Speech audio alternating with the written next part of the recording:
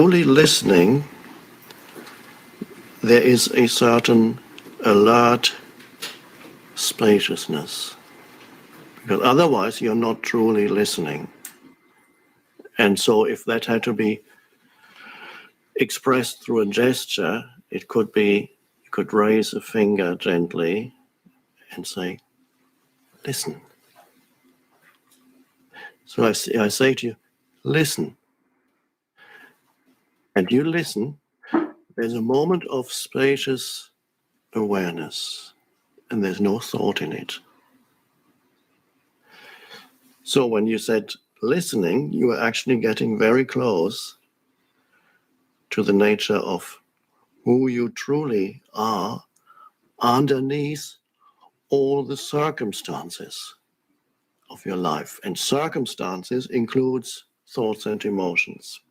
If you don't find that, who or what you are underneath all the circumstances, no matter how many questions you ask and how many good answers you get, won't help you very much, and there will be no end to the questioning, because every answer generates further questions. So we're talking about becoming familiar with a different state of consciousness. Not that that has never been there. It's always been there because it's the I, but it's always been overlooked. Because the circumstances, things that happen to you and your thinking and your emotions have such overwhelming pulling force that they always pull your attention in completely. And so attention is that which is there when you're truly listening. And in the moment of attention, there's no thinking, but there is an aware presence. So the answer that you gave is absolutely right. Not everybody would have put it this way, but listening points to who you truly are underneath all the things that continuously change. Now, I'd like you to, as we speak, this is not an intellectual discussion, because if this were intellectual, you should have gone to a professor of philosophy or some intellectual at a university. I've been all there. And ultimately, you get many answers, but all those answers will always make you end up with more questions. Yeah. Because they don't get you to the core of who you are. So let's start off with that. And what we are pointing to is a sense of I, of beingness, that is deeper than anything that happens in your life. It's always there, has always been there, right now. And that is closely related to the state of attentive listening, to get in touch with that, to sense it. Underneath it all, there is a timeless presence. Even in 50 years' time, in 60 years' time, when this body is getting old, and this body, the cells, it won't be the same body. The cells of the body will have been renewed many times. There won't be a single cell. Materially, there won't be a single thing that's left in 50 years, even though you may still be alive. There won't be a single thing that's left materially that's here now. Every cell will have been renewed. And so the body will have grown older, and yet something timeless deep within will still be exactly the same as it is now, untouched by time. I, before it becomes this or that, because the moment you say, I am American, I am this or that, I am a professional, or I am a jobless person, or I am a millionaire, or I'm a homeless person, that's all form identifications with changing circumstances.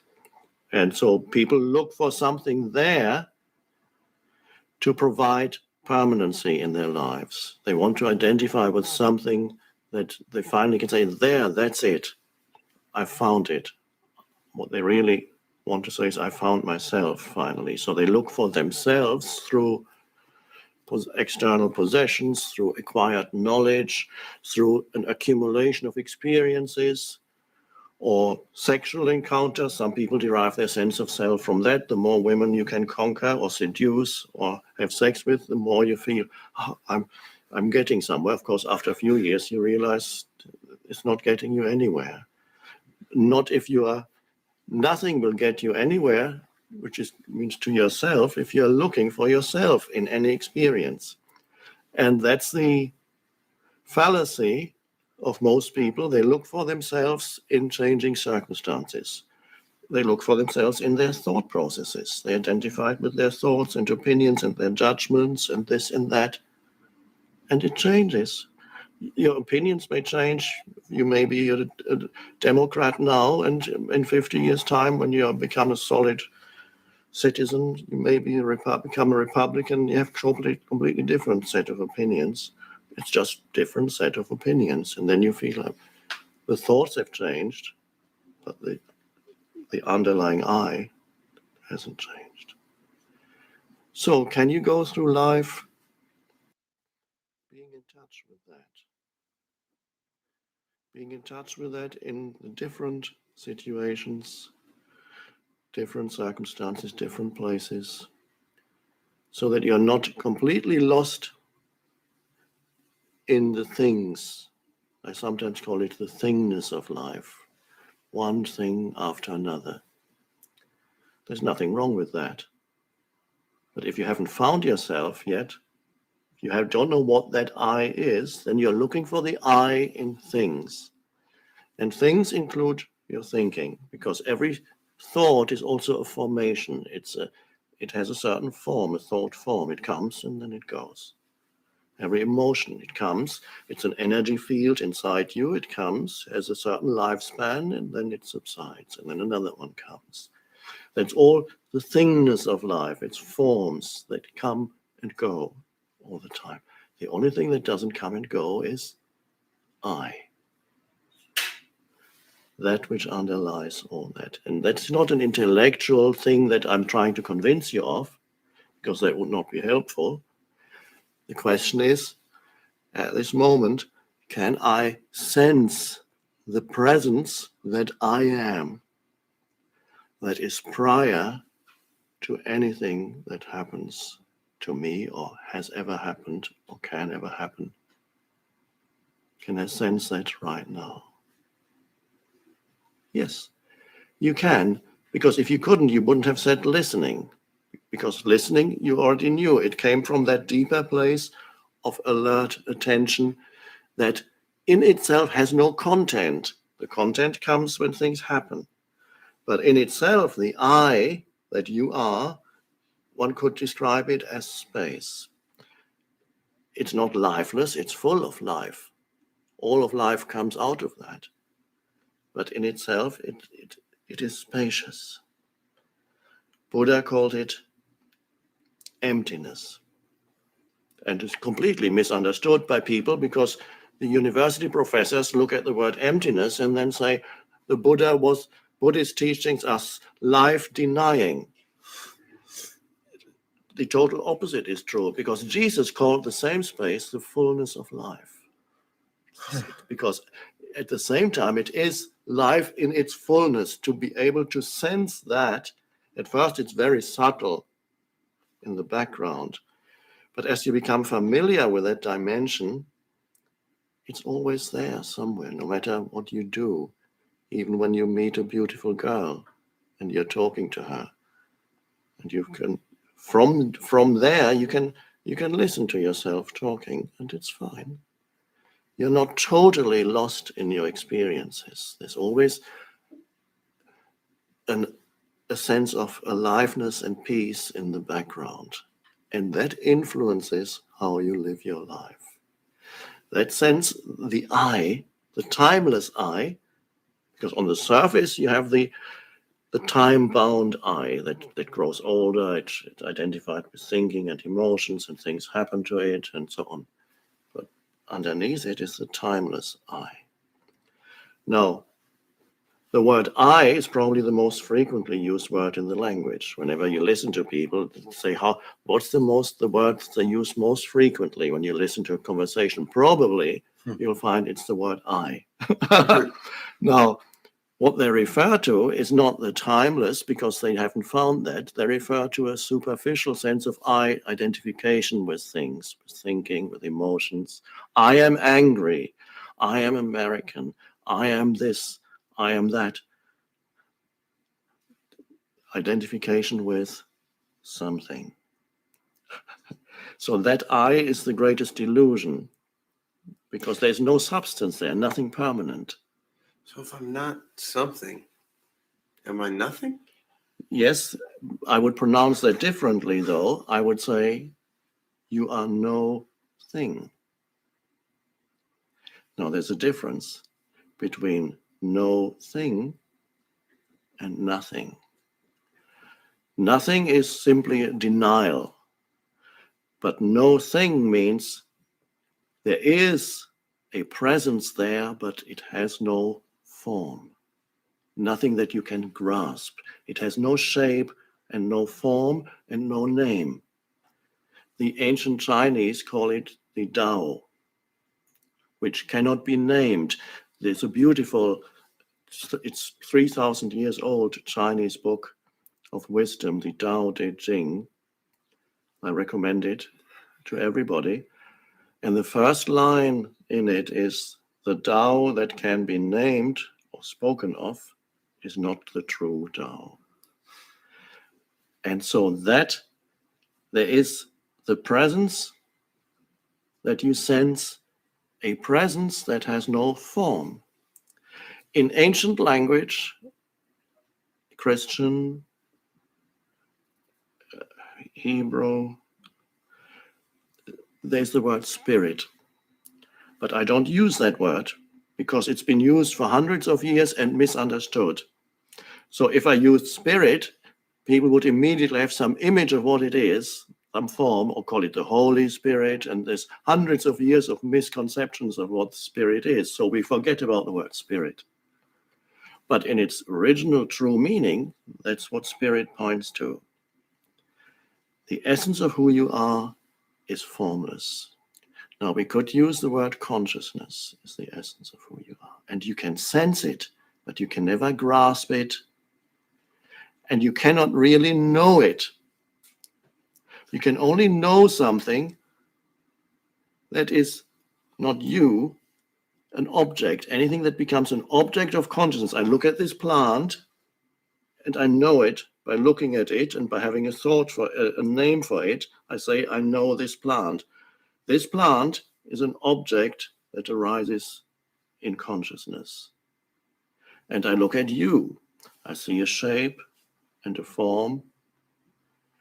And obviously, what I see, nobody knows whether what you see out there is actually there, because the image that you have in your mind of your surrounding environment there's an optical, the eye are like a camera lens. They send a picture into the brain, that the picture is translated into nerve impulses and chemicals that reach the brain, and the brain decodes what I see and then reassembles a picture. And then suddenly I see you. Nobody knows what's actually out there. But let's just leave it. Here we have, looking at you, this is an object that arises in consciousness, in the space that I am. Then I look away, and another object arises in the space that I am.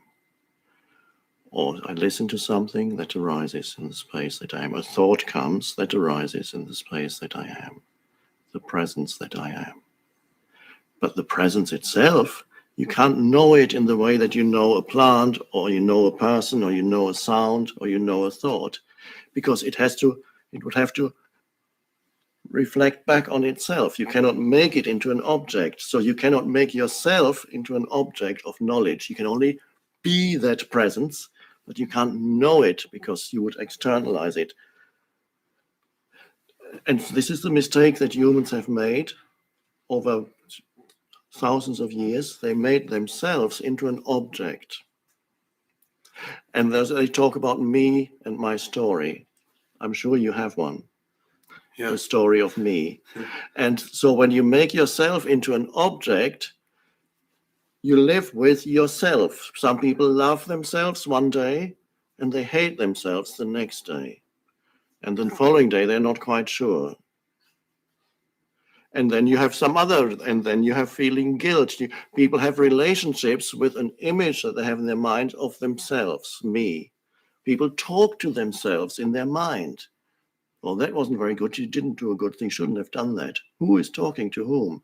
There's a voice in the head that talks to yourself. The mind has split itself in two and is talking to itself. And out of that continuous talking comes the story of me and identification with that. And the questions that you are going to ask probably have a lot to do with the story of me, to find out more about it, about my life. Because after all, that's what everybody is most interested in. You are here because you are the main character in the story of yourself. And the main character in that story has quite a few things that he feels puzzled about and doesn't understand and wants questions. And the story, in some ways, it's worked, and in other ways, it hasn't worked. And so the character in the story has come here and wants to know how to make the story work better. Isn't that so? Yes. Now, whatever answers anybody can give you of how to make the story work better, there are things you can make the story work better, but all that doesn't really help unless you get to the bottom behind the story, the I behind the story. Then, if you are in touch with that throughout your life, the story will unfold with much greater ease because there is a deeper dimension that is there. But if there's only the story, nothing will ever satisfy the main character in that story, you. If the main character in that story, you, has never known the deeper I, the timeless presence that is the consciousness that you are, the attentive, spacious I.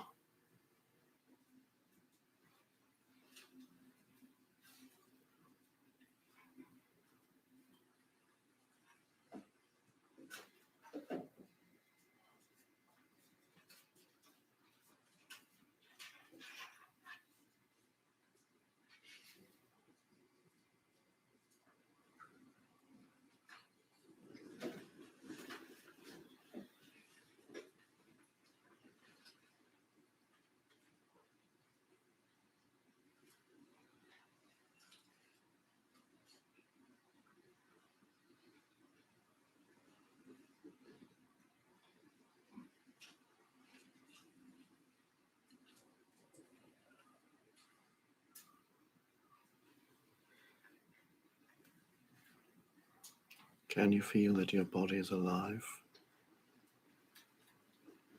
Mm-hmm. Because when you feel the aliveness inside your body, I call it inner body, the usually hyperactive mind slows down. Now, the hyperactive mind is extremely repetitive. You might have noticed that probably 99% of your thoughts, you've had them before, they are repetitive. So new thoughts are relatively rare when there's only the hyperactive mind. It's just the same old things going through your mind again and again. The moment you feel the inner body, in order to be able to feel the aliveness here, some of your attention has to go from the head within into the body. So you're removing some attention away from thinking. It doesn't necessarily mean that thinking stops totally, but it subsides, slows down. There may even be little spaces in between one thought and the next thought. So thinking slows down because part of your attention is in the inner energy field, the aliveness that most people never feel because they're so absorbed in their thoughts they don't even feel that they are alive anymore. So thinking subsides, and there or even little spaces in between thoughts, and then it's much more likely that thoughts that come then are new thoughts. Sometimes they are insights, they are new ways of looking at things, sudden realizations. They can only come if you are able to calm the mind, but not as something that you feel, I need to calm my mind, but simply by diverting attention away from it, not by making some effort to calm your mind. All you do is you take attention away from it. And so then there is more spaciousness, not just one thought after another. And then your thinking actually improves, which means it's more alive, more original. It's more powerful. You have better ideas. And the way in which you interact with people is more real, because the real comes not from the accumulated stuff in your mind. That's all the roles that you play, not just you, everybody. Everybody plays their roles. They've been conditioned to play certain roles. You have an image of who you are. When you meet a beautiful woman, you play a certain role. You want to have the best possible image. You present the best possible image, and she does the same. You can observe it when two young people are attracted to each other. They meet the first few days and weeks. They look different from the way they usually look because they present an image like that wants to attract the other, and it's unconscious. It's a role that they play. It's only after the honeymoon, when everyday life begins, that gradually the image, and you believe that image that you see in her is who she is, and she believes that you don't know that you're both playing roles, but you cannot keep up the roles indefinitely. So after the honeymoon, gradually they wear down the roles, and then there becomes some discontent arises, and suddenly the mask slips. The role is, you can't play a role continuously. The role of me, the attractive one. So that's to get out of the role playing that otherwise you're stuck with for the rest of your life. You have a certain role for your partner for a while. You have another role for your work situation. You have another role for wherever you go. You slip into subtle differences in the way in which you behave. When you talk to the chairman of the board or the Dalai Lama, you will behave in a certain way. And then you might notice when you talk to the plumber, there'll be subtle differences in the way in which you talk. You play a different role. You think, oh, this is not appropriate here. Right. It's only when you stop playing roles, when you observe the Dalai Lama, how he behaves. Now, you might have thought, well, the Dalai Lama probably plays the role of the Dalai Lama, but he doesn't. There's such simplicity, openness, and genuineness in him. He talks the same way to everybody. Whether he meets the plumber or the Pope makes no difference, because he doesn't play conditioned roles anymore. And that is only possible when you access a dimension within yourself that is deeper than the mind. And we just did it, or we are still doing it, simply by taking attention away from thought and direct it into the aliveness of the body.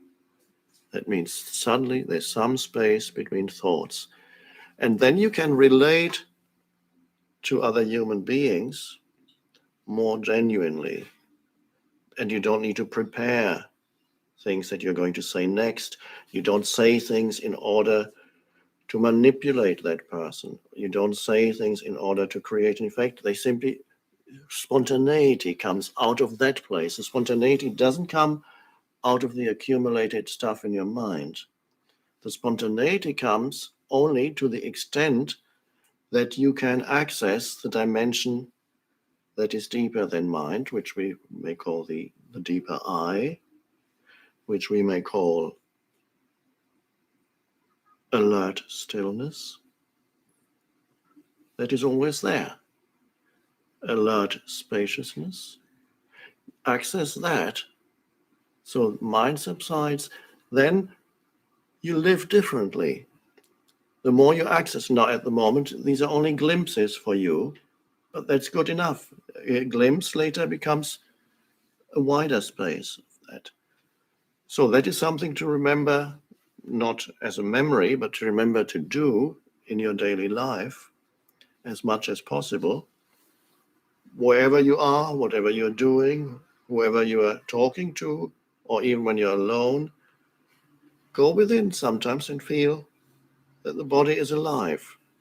There's life in my hands. You're not imagining anything. You actually feel that there is an aliveness here. And then once you can feel the hands, you can feel the arms, the feet, the legs. You are inhabiting the body. And the body loves that. It loves your attention. Most people don't give their body attention, even if they look after the body extremely, like you go to a gym every day, or you use all kinds of stuff to put on your body. You might think that these people are looking after their body, but all they're looking after is the external of the body. They are not necessarily present within. They cannot feel the aliveness. Some maybe they can, but most not. They're only concerned with the external body. Here we are concerned with the inner. So it doesn't matter. The inner body has nothing to do with what the external body looks like, whether you're 80 years old or 20 years old, whether you have a young body or an old body. The sensation of the inner body is always the same. It's alive. And the body loves your attention. It's a bit like when you don't give enough attention to a child, after a while the child cries because it wants to attract your attention. The baby does it, and then you give, because attention is energy. It's enormous energy. Now, most attention is consciousness. Most attention for most people is continuously absorbed by thinking.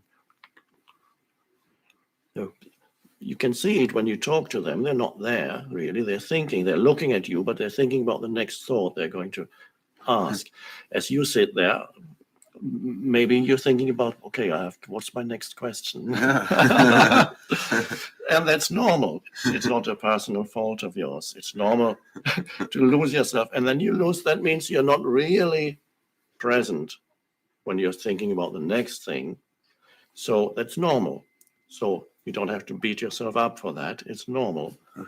But there is another way to live. And that's the way to be present, to give attention, not just to your thoughts, to give attention to your body. If you don't give enough attention to a child, of course, a child can also become addicted to attention, but that's a different matter. There needs to be a balance. But a child does need attention. It's vital. Not an excessive amount, but enough, because attention is energy. And the body loves it as much as a child. It wants to be noticed. It wants your attention. And if it doesn't, it cries. It might become ill. That's a crying of the body. You're neglecting it. You're not inhabiting it. You're inhabiting the uppermost loft in your house. You're in a big house and you live always under the roof. You never go downstairs. There are lots of floors. You have no idea what's going on there. So that's a vital thing. And it is a way of also accessing the space within. that is the I that has no form, that is the consciousness, that is also intelligence. We think of intelligence as the mind's ability to accumulate knowledge and to solve problems. That's probably what we consider to be intelligence, but that's an extremely narrow view of what intelligence is. What people can measure in IQ tests is an extremely narrow view of intelligence. I cannot solve the simplest of IQ tests. So I've never done a total test, but I'm sure my IQ would be extremely low because that is not how this mind works. Solving little puzzles, I've never been able to do that.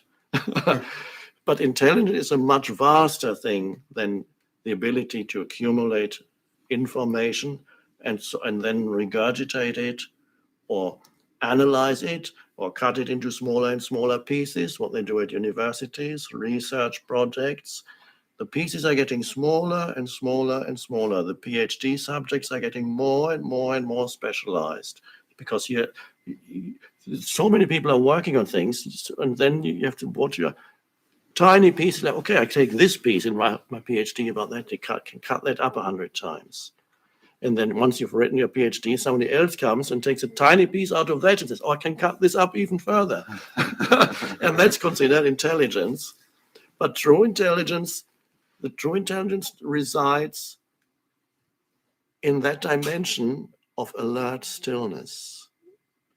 If you have access to that, that's where the original intelligence resides. So anybody who is creative, and there are not that many human beings in this world who are truly creative.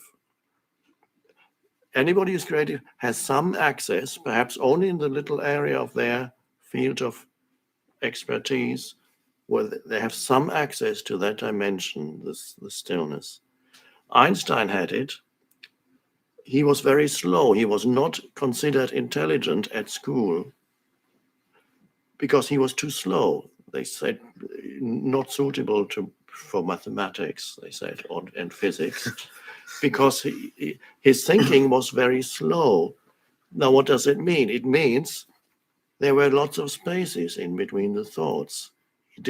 He wasn't at school like one of the so-called intelligent children who always, when the teacher asks a question, the hand goes up immediately. I know. That's very superficial. Occasionally, it may be okay, but there are some children, and that is not recognized by our society, who are very deeply intelligent, but not in the way that we consider intelligence, and they tend to be slower. They don't immediately have an answer because they know it's superficial. To have a true answer, you have to go deeper within. But if you allowed those children to go deeper, then you would see how original their thinking actually is. So when we just you went into the body, already you noticed some new thoughts came, not the old thoughts. It only requires a tiny space for something new to arise. Not that you're doing it in order to have new thoughts. You're doing it because it feels good to feel the aliveness within you. And the more familiar you become with that, with inhabiting your body, the more strongly you can feel that aliveness. It's almost as if you could feel every cell of the body vibrating slightly. It's a beautiful feeling, just an aliveness there. And that is an enormously healing thing to do for the body. I really want to know about guilt. I feel guilty all the time for little things I'm doing or that I'm not doing. And there are things that I know I did that were mistakes to other people. So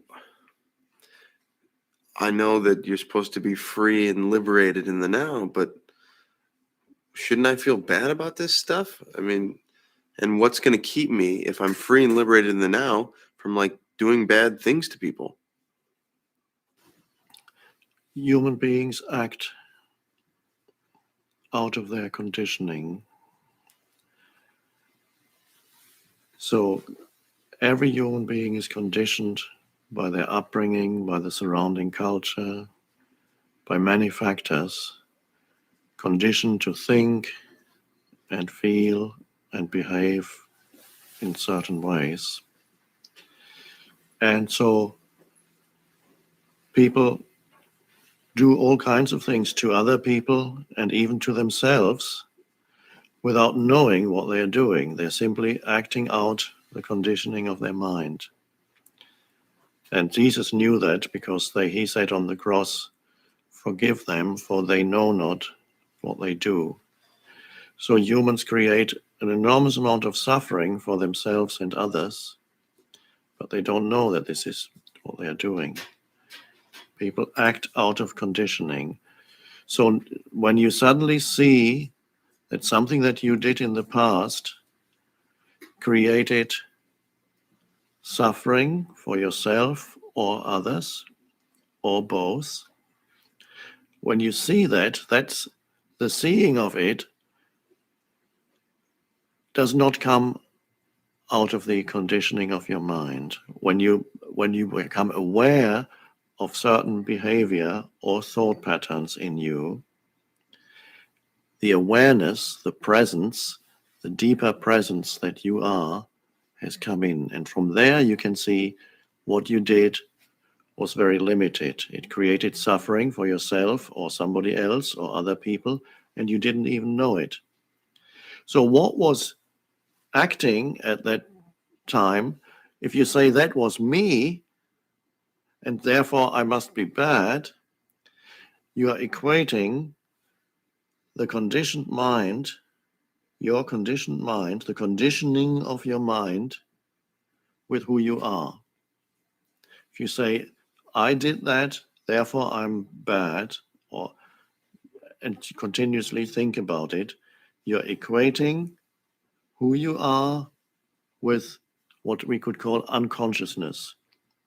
Unconsciousness means to be totally identified with the conditioning of the mind. So you just have to act it out. Now, there's still millions of humans on the planet who live in that way because the dimension of awareness hasn't arisen yet. So they never know what they are doing. They continue to inflict suffering on themselves and others, to act unconsciously, but they don't know that this is what they're doing. They cannot do otherwise. So the moment you realize, this is what I did, who you are is the awareness that sees that. Who you are is not what you did. What you did was the conditioning of your mind playing itself out. So you trap yourself in an illusory identity if you feel that I did that. No. Who is speaking? Who is I? Are you the conditioned patterns of your mind, or are you the awareness that sees? That's the spaciousness within the deeper I that sees what the mind is doing.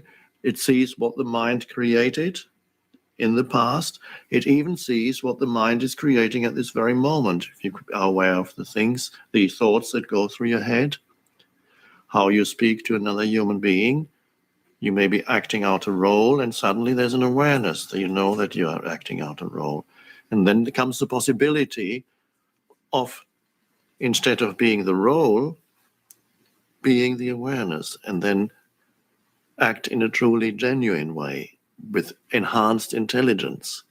So the unconscious action was unintelligent action because it was action created by the conditioning of your mind, which has nothing to do with who you are.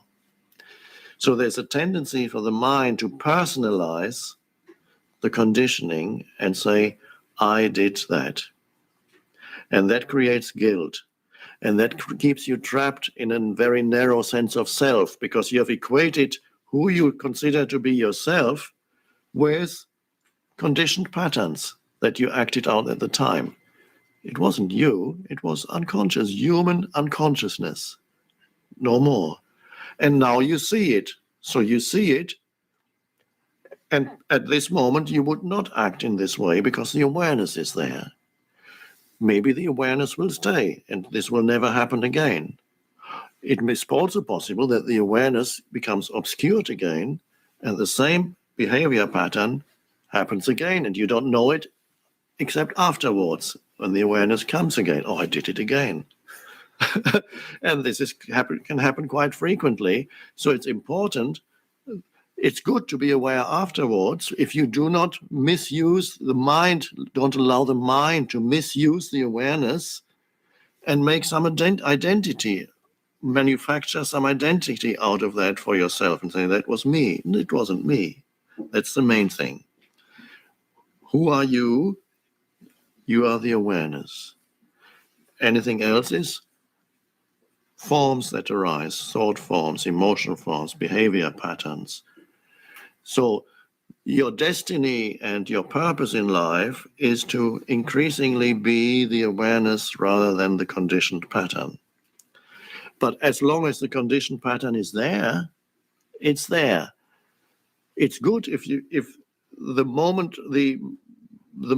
of transformation comes, if the awareness is there while the pattern plays itself out. That's the beginning of the end of the conditioned pattern.